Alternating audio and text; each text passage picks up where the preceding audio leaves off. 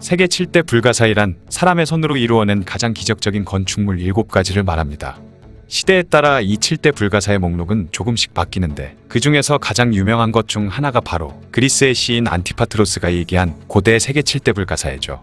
그런데 그 목록에 있는 바빌론의 공중정원, 아르테미스 신전, 알렉산드리아의 등대 등 6개의 불가사의가 현재는 정확한 위치조차 찾을 수 없는 전설상의 건축물들인데 비해서 유일하게 현재까지도 남아있는 것이 하나 있다고 하는데요. 바로 오늘 이야기의 주인공인 이집트의 피라미드입니다. 피라미드는 이집트에서 흔히 볼 수 있는 정사각뿔 형태의 돌로 만들어진 건축물을 말하죠. 고대 이집트인들은 사람이 죽으면 사후세계에서 되살아난다고 믿었기 때문에 죽은 파라오가 살 사후세계의 왕궁을 짓는다는 생각으로 피라미드를 만들었다는 것이 다수의 의견입니다. 다만 쿠프왕의 아버지인 스네프루 왕은 파라오로 있던 시절 5개나 되는 피라미드를 지은 것을 봤을 때 단순히 무덤으로만 피라미드를 지은 것은 아니라는 의견도 있죠. 그런데 현재까지 남아있는 피라미드 중 독을 당하지 않고 내부가 멀쩡하게 남은 것이 하나도 없기 때문에 어떤 의견이 맞는지 확인하는 것은 불가능한 상황이라고 하네요. 이집트의 피라미드 중에서도 사왕조 쿠프왕의 무덤인 기자의 대피라미드는 오랜 옛날부터 매우 유명해서 세계 7대 불가사의로 꼽히기도 했는데 지금은 사라지고 없는 나머지 6개 불가사의보다 2000년이나 더 이전에 지어진 것이라고 합니다. 지금으로부터 약 4000년에서 4700년 전의 유물인 셈인데요.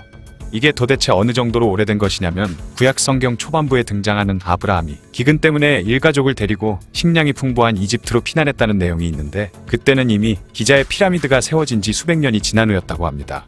지금 우리의 눈에는 로마의 콜로세움이 2000년 전에 지어진 까마득한 고대 시절의 유적으로 보이는데 그 고대 로마인들에게도 이집트 피라미드는 2000년 전의 고대 유적이었던 것이죠. 이집트의 피라미드는 엄청나게 큰 규모에도 불구하고 기하학적으로 완벽한 모습을 갖고 있기 때문에 보는 사람들에게 여러 면에서 압도적인 인상을 남기면서 동시대 이집트인은 물론이고 주변 국가와 후대의 문명, 심지어 유럽에까지 큰 영향을 남겼다고 합니다. 특히 이집트 최대의 피라미드라 불리는 쿠프의 대피라미드는 2.5톤이나 되는 초대형 사각돌을 300만 개나 사용해서 146m의 높이로 만들어졌는데요. 이후 다른 나라에서 피라미드보다 더 높은 건물을 지을 수 있게 되는 데는 무려 3800년이라는 시간이 걸렸고 기원 후 1311년이 돼서야 160m 높이의 영국 링컨 대성당 첨탑이 지어졌죠.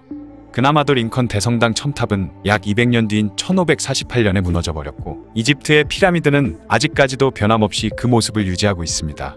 이집트인들이라고 해서 어느 날 갑자기 뚝딱하고 피라미드를 지을 수 있었던 것은 아니었고 오랜 세월에 걸쳐 개선하고 발전시킨 끝에 만들어낸 것이었죠. 원래 이집트에는 마스타바라는 벽돌식 단층 무덤이 있었는데 기원전 2630년 이집트 사망조의 초대 파라오인 조세르 시절 그 이름도 유명한 이모텝이 조세르의 마스타바를 공사하게 되었습니다. 그런데 당시 이집트에는 파라오가 살아있는 동안은 계속해서 그의 무덤을 공사해야만 한다는 법이 있었는데 이모텝이 조세르의 마스타바를 완성시켰는데도 파라오가 멀쩡히 살아있었기 때문에 이모텝은 어쩔 수 없이 공사를 계속 진행해야만 했고 평소 자신이 생각하던 마스타바 위에 작은 마스타바를 올리는 계단식 마스타바를 실제로 짓게 되죠.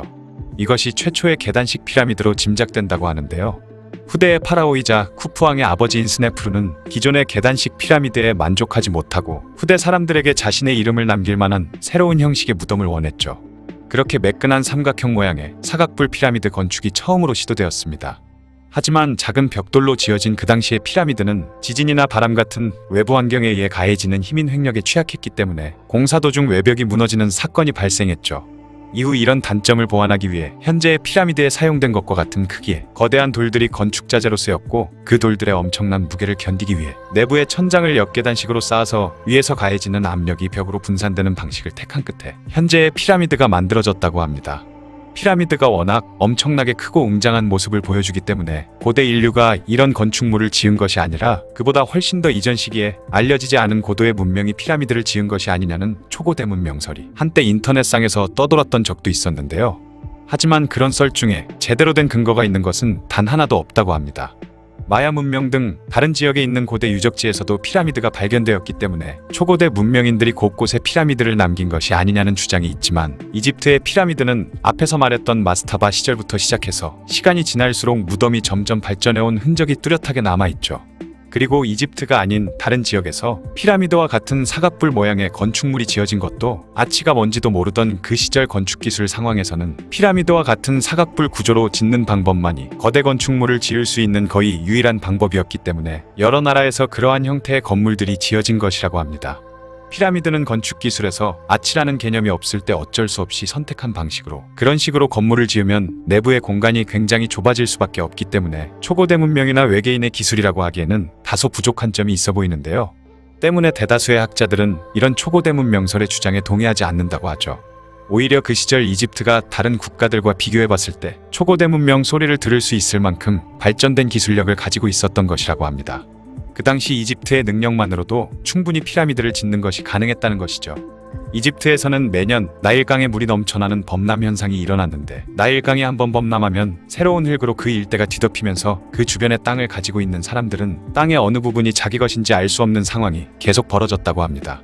때문에 땅의 범위를 정확히 측량해주는 전문가가 생겨났고, 그들이 땅 한 뼘만 손해봐도 난리를 치는 땅 주인들을 상대로 정확하게 그들의 땅의 크기와 경계를 측정하는 일을 수천 년간 반복하다 보니 자연스럽게 측량 기술은 물론이고 거기에 사용되는 기하학까지 엄청나게 발달하게 된 것인데요.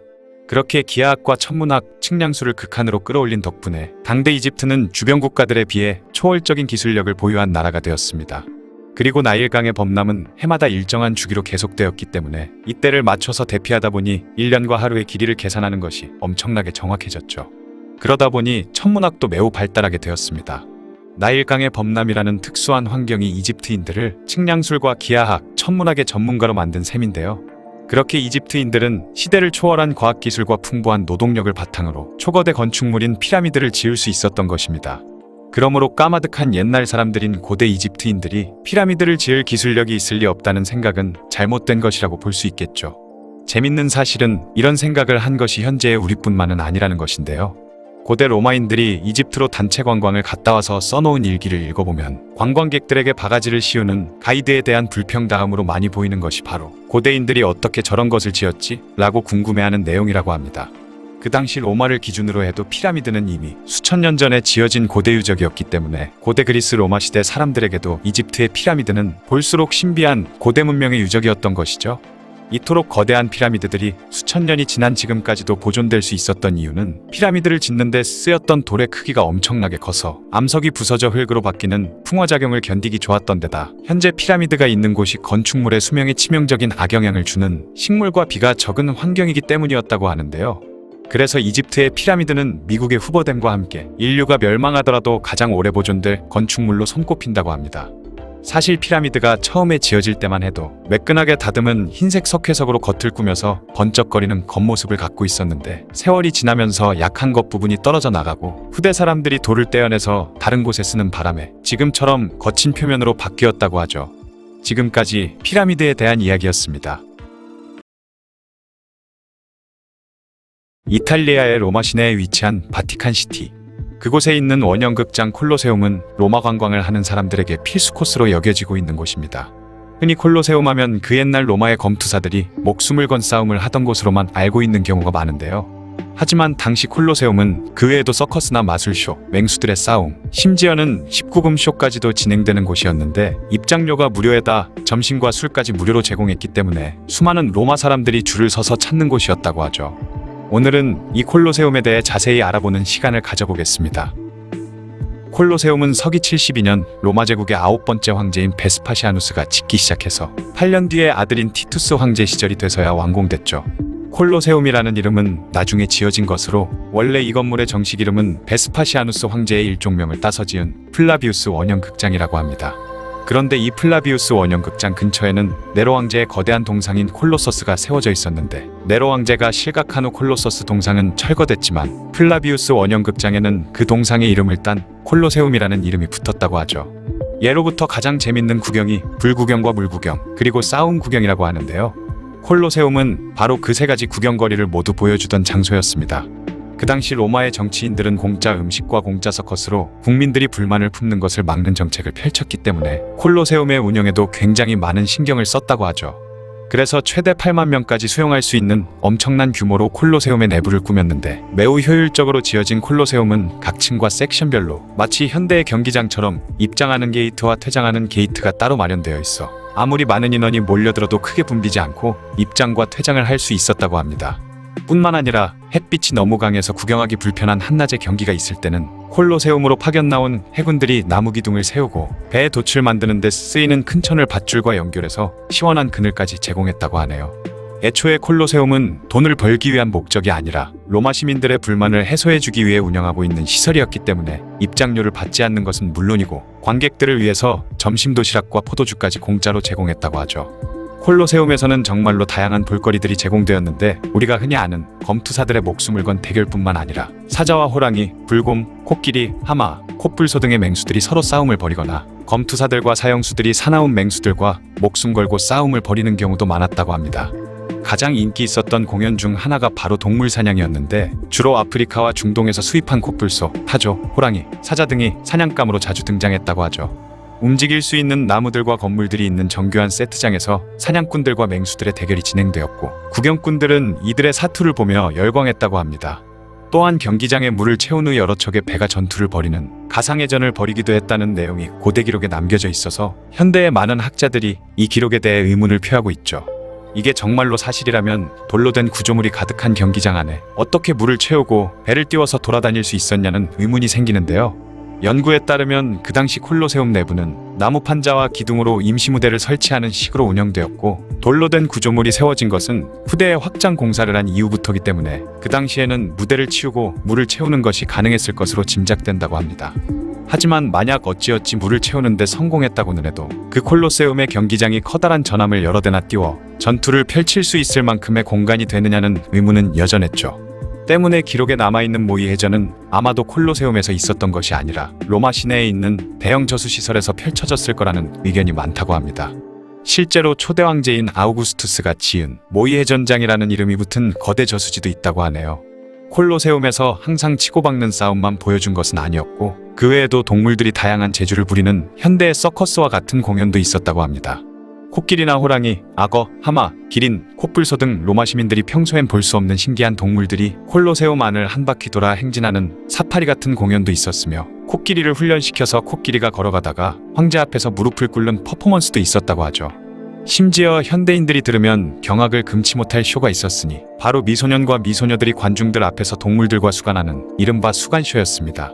지금으로 치면 차마 눈뜨고 보기 힘든 엽기적인 쇼이지만 그리스 문화의 영향을 많이 받은 고대 로마에서는 지금처럼 수간이 사람들에게 극심한 거부감을 주는 행위까지는 아니었다고 하죠. 콜로세움에서는 마치 지금의 연극처럼 신화나 전설 또는 역사적인 사건들을 재현하는 공연도 펼쳐졌다고 합니다. 장작더미 위에서 산채로 타 죽은 헤라클레스나 리라를 연주하다 술 취한 여인들에게 갈갈이 찢겨 죽은 오르페우스, 로마의 전설적인 영웅 무키우스 스카이볼라의 이야기 등을 분장한 노예들이 완벽하게 재현해냈다고 하네요. 그 중에는 여자 죄수가 황소에게 뿅뿅을 당하는 등의 선정적인 내용도 많았지만 로마에서는 젊은이들에게 살아있는 교육을 제공하기 위해서라는 명분으로 이런 공연들을 하는 것이었기 때문에 16세 이하의 어린이들도 공연들을 모두 볼 수 있었다고 하죠. 이렇게 한때는 찬란한 위상을 자랑했던 콜로세움이었지만 서기 476년 서로마 제국이 멸망한 후부터는 그대로 방치되었다가 시간이 지나면서 안에 있던 장식들이 파괴되거나 도난당한 끝에 현재는 뼈대만 앙상하게 남아있는 상태라고 합니다. 지금까지 콜로세움에 대한 이야기였습니다.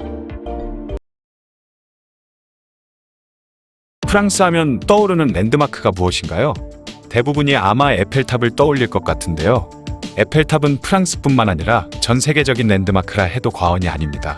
이런 에펠탑도 과거에는 온갖 욕을 먹기도 했고 파괴될 위기에 처하기도 했을 만큼 별의별 일이 다 있었죠. 1889년 3월 31일에 준공된 에펠탑은 프랑스의 건축가 알렉상드르 귀스타브 에펠이라는 사람이 만들었는데요. 참고로 이 에펠은 미국의 랜드마크인 자유의 여신상을 설계한 사람이기도 합니다. 당시 169m의 구조물이던 워싱턴 기념탑이나 161m였던 울름 대성당이 가장 높은 건축물이던 시기였기 때문에 에펠탑은 높이가 300m라는 당시에는 믿을 수 없는 높이의 충격적이고 혁신적인 건축물이었으며 훗날 크라이슬러 빌딩이 만들어지기 전까지는 세계 최고 높이의 구조물이었죠. 현재 파리에서는 가장 높은 건축물이기도 합니다. 그리고 1991년 유네스코 세계문화유산이 되었죠. 이 에펠탑은 1889년 파리 만국 박람회에서 프랑스가 프로이센과의 전쟁에서 패배한 치욕을 만회하고 국력이 건재하다는 것을 과시하기 위한 목적으로 만들었습니다. 어차피 과시용으로 만들어졌던 에펠탑은 원래 고작 20년만 설치해놨다가 해체해버릴 예정이었죠. 하지만 온갖 욕을 먹으면서도 결국 해체되지 않고 살아남아 현재까지 이르게 된 것입니다. 파리 만국 박람회가 개막하자 그전까지 엄청난 수모와 욕을 먹던 에펠탑이 완전 대박을 터뜨렸던 것이죠. 천문학적인 비용이 들었던 에펠탑 건설 비용 중 대부분을 에펠이 투자했었는데요. 불과 3년 정도 만에 투자 비용을 모두 회수하고도 남을 정도로 초대박을 터뜨린 것이었죠.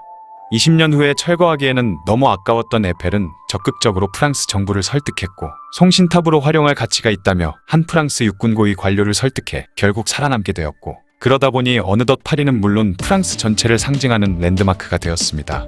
심리학 용어 중에는 에펠탑 효과라는 용어가 이 때문에 만들어졌는데요. 처음엔 파리 시민들과 여러 예술가들에게 온갖 악평과 욕을 듣던 에펠탑이지만 수많은 우여곡절 끝에 프랑스 국민들에게 사랑을 받게 된 에펠탑을 빗대어 어떤 대상에 별로 관심이 없다가도 자주 보게 되고 오랫동안 함께 지낼수록 그 대상에 호감을 지니게 된다는 것이 바로 에펠탑 효과인 것입니다. 실제로 1차 세계대전 당시에는 통신 중개소 역할을 톡톡히 했고 이후엔 라디오 방송용 통신탑이었다가 TV 방송용으로도 쓰였습니다. 지금은 프랑스에 가면 무조건 사진 한 방 받고 와야 하는 그런 곳이지만 과거에는 온갖 무시의 모욕을 받았던 에펠탑이었죠. 파리 시민들은 에펠탑 무너지면 다 죽겠다라며 욕하기 바빴고 예술가들은 앙상한 뼈대만 있는 피라미드라며 저딴 흉물스러운 구조물이 파리에 있는 걸 참을 수 없다고 했습니다. 거기다가 비극적인 가로등이라든지 해골 같은 종탑 등으로 불리기도 했으며 예술의 도시인 파리의 미관을 해치는 흉물이라는 소리까지 들었다고 하죠. 주변 건물들은 대부분이 석조 건물인데 에펠탑만 실제로 뼈대만 있어 보이는 철탑이라 그런지 더욱 흉물스러워 보이긴 했다고 합니다.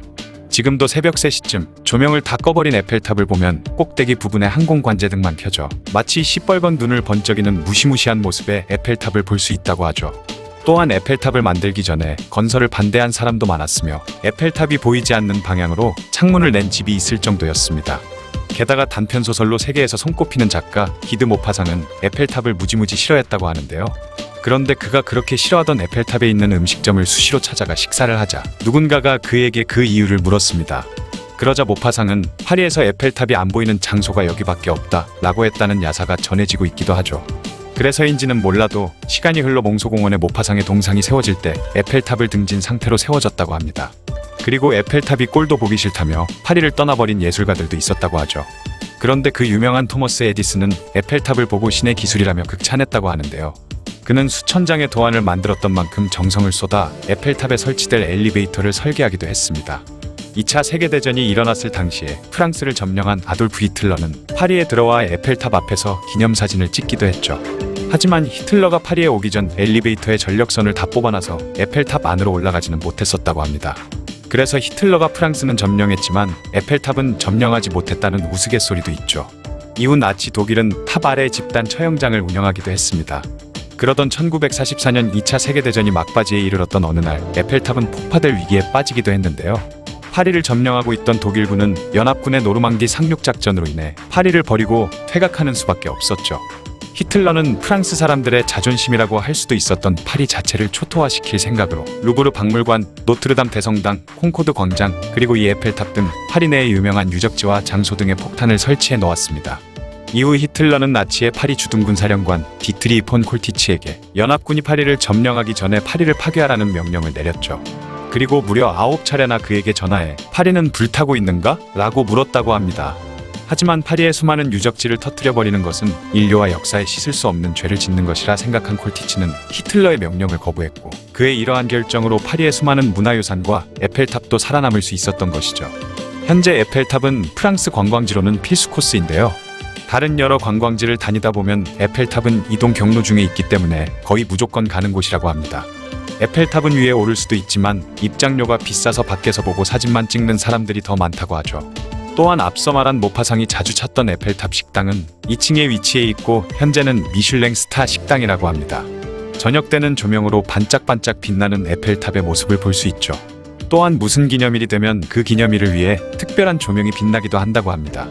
그런데 2022년 7월 4일 프랑스 언론에는 경악스러운 보고서가 유출되었는데요. 그 내용은 에펠탑이 빠른 속도로 부식되어 가고 있으며 전반적인 보수가 필요하다는 것이었죠. 게다가 전문가들은 에펠탑을 폐쇄하고 수리를 해야 한다고 경고했지만 에펠탑을 운영 중인 파리 시의회는 이를 무시해버렸다고 합니다. 파리 시의회의 이런 태도를 프랑스의 한 잡지사에서는 에펠탑을 폐쇄할 경우 초래될 관광 수입 감소를 우려해 못하고 있다는 의혹을 제기하기도 했죠. 이 말이 사실이라면 전 세계적으로 유명한 랜드마크인 에펠탑이 부식되어 무너지기 전에 확실히 전면적인 수리를 해야 할 것 같은데 걱정이네요. 훗날 프랑스에 여행 가게 되었는데 에펠탑이 없다면 너무 아쉬울 것 같습니다. 아마 무너져도 다시 만들었으면 만들었지 사라지지는 않겠지만 말이죠. 과거에는 흉물, 현재는 세계 최고의 랜드마크가 된 에펠탑에 대한 이야기였습니다. 전 세계의 이상기후로 인한 가뭄 현상이 나타나면서 사람들이 고통을 겪고 있는 한편 물에 잠겨있던 지역이 말라버리면서 새로운 유적들이 곳곳에서 발견되고 있습니다. 혹시 헝거스톤이라는 단어에 대해 들어보셨나요? 헝거스톤이란 강의 수위가 역대급으로 낮아졌음을 알 수 있도록 경고 문구를 새겨놓은 돌인데 독일과 체코 사이를 흐르는 엘베강에 자리 잡고 있는 가장 유명한 헝거스톤에는 나를 보면 울어라 라는 문구가 적혀있다고 하죠. 그 돌에 써져 있는 문장이 보일 정도로 강물이 마르면 식량 부족으로 인한 굶주림이나 급격히 오른 물가 때문에 굉장히 힘든 시기를 보낼 수 있다는 경고의 의미입니다. 유난히 가뭄이 심한 오레 유럽에서 이 헝거스톤이 자주 목격되고 있다고 하죠. 스페인 서부 카세레스주의 발데카나스 저수지에서는 기원전 5000년에 제작된 것으로 예상되는 스톤헨지가 발견됐습니다. 스톤헨지란 동그랗게 늘어선 돌기둥 모양의 유적을 말하는 것으로 일반적으로 스톤헨지라고 하면 영국의 솔지베리 평원에 있는 것을 가리키죠. 참고로 영국에 있는 스톤헨지에 대해서 잠시 설명을 해드리자면 이 유적지는 기원전 2000년쯤 만들어진 것으로 짐작되며 누가 어떤 용도로 만들었는지에 대해서는 확실하지 않다고 합니다. 스톤헨지의 구조는 특정한 시간을 표시하도록 이루어져 있는데 이것은 고대로마 시대부터 알려져 있던 사실이라고 하죠. 2010년대 들어 주목받는 설은 스톤헨지가 죽은 자를 위한 성역이라는 것입니다. 지금은 사라졌지만 스톤헨지의 북동쪽에는 스톤헨지와 구조가 거의 똑같고 그 재료가 돌이 아닌 나무로 만든 구조물이 있었는데 그 터를 우드헨지라고 부르는데요. 우드헨지를 산자의 공간, 스톤헨지를 죽은 자의 공간으로 나누고 특정한 절기에 사람들이 모여 스톤헨지와 우드헨지를 오가며 종교적 행위를 했을 것으로 짐작되죠. 그 증거로 사람들이 스톤헨지와 우드헨지를 오갈 때 사용한 것으로 추정되는 길의 일부가 지금도 스톤헨지에 남아있다고 합니다. 그리고 스톤헨지의 구조가 동지와 하지에 해가 뜨고 지는 위치를 중요하게 표시하는 것으로 봐서 동지와 하진날에 모여 이러한 의식을 했을 가능성이 크다고 하죠. 스톤헨지에는 고대인들이 만든 길이 남아있는데 동짓날 해질 무렵에 이 길에 서서 스톤헨지를 바라보면 길의 방향과 해가 지는 지점, 스톤헨지가 정확히 일치한다고 합니다. 그 길의 아래쪽을 파보면 도랑이 하나 나오는데 길은 스톤헨지가 세워진 후 인공적으로 만든 것이지만 도랑은 먼 옛날 빙하 시대에 자연적으로 생긴 것이라고 하죠. 오래전 빙하기 때 자연적으로 도랑이 생겼는데 그것이 동짓날이 되면 해가 지는 방향과 일치했고 훗날에 사람들이 그 현상을 보고는 방향이 일치하는 것에 신기함을 느끼며 도랑이 끝나는 부분에 죽은 자를 위한 종교적 장소로 스톤헨지를 세우고 원래 있던 도랑을 덮는 길까지 만들었다는 것입니다. 2019년 4월 유적지에서 DNA 조사를 한 결과 이 거석들을 세운 이들은 기원전 4000년쯤 아나톨리아로부터 지중해를 건너 영국에 이른 농민들의 후손으로 확인됐다는 연구 결과가 발표됐으며 2022년 3월에는 스톤헨지가 태양력 계산을 위한 도구라는 연구 결과가 추가적으로 발표되었다고 합니다. 그런데 스페인에서도 영국에 있는 스톤헨지와 같은 형태의 유적이 발견된 것인데요. 이 유적의 정식 이름은 과달페랄의 고인돌이며 최대 높이가 1.8m에 달하는 커다란 돌 150여 개가 동그랗게 늘어서 있습니다. 원래는 도리의 지붕 역할을 하는 평평한 바위가 있었을 것으로 짐작되죠. 1963년 스페인의 독재자였던 프란시스코 프랑코가 농촌개발 프로젝트라는 이름으로 저수지를 개발하면서 이 유적지는 물에 잠겨버렸는데 그때 이후로 유적지 전체가 모습을 드러낸 것은 처음이라고 합니다. 스페인 오렌세에 있는 아스콘차스 저수지에서는 역사상 가장 건조하고 뜨거운 8월을 맞아 강변의 제방이 마르면서 기원 후 약 120년의 로마군이 사용했던 요새가 모습을 드러냈죠. 1949년에 아스콘차스 저수지를 건설하기 시작한 이후 이 유적은 대부분 물에 잠겨 그 모습을 아예 볼 수 없거나 일부만 겨우 드러났던 유적이지만 이번 가뭄으로 유적의 전체적인 모습을 모두 볼 수 있게 된 것입니다. 이탈리아 로마의 테베레강에서는 로마의 5대 황제인 네로 황제가 건설한 것으로 추정되는 다리 유적이 가뭄으로 모습을 드러냈다고 하는데요. 이 다리는 네로 황제가 강 건너편에 있는 자신의 어머니 아그리피나의 저택으로 건너가기 위해 만든 것으로 전해집니다.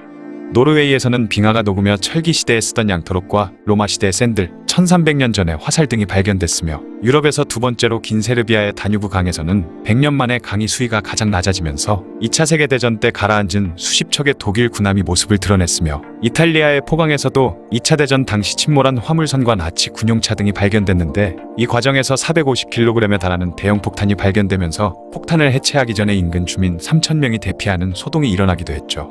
8월 20일 홍콩의 사우스 차이나 모닝포스트에 따르면 지난 17일에 충칭시 양쯔강 유역의 수위가 150년 만에 최저 수준으로 크게 내려가면서 수면 아래에 잠겨있던 불상들이 모습을 드러냈다고 하는데요. 이 불상들은 약 600년 전 명나라와 청나라 시대에 제작된 것으로 짐작되며 커다란 바위의 가운데 부분을 파낸 뒤에 만든 것으로 보입니다. 전문가들의 말에 따르면 이 불상들은 배를 타고 강을 건너는 사람들의 안전을 빌기 위해 만들어진 것으로 추정된다고 하죠. 지금까지 가뭄으로 세계 곳곳에서 드러난 유적들에 대한 이야기였습니다.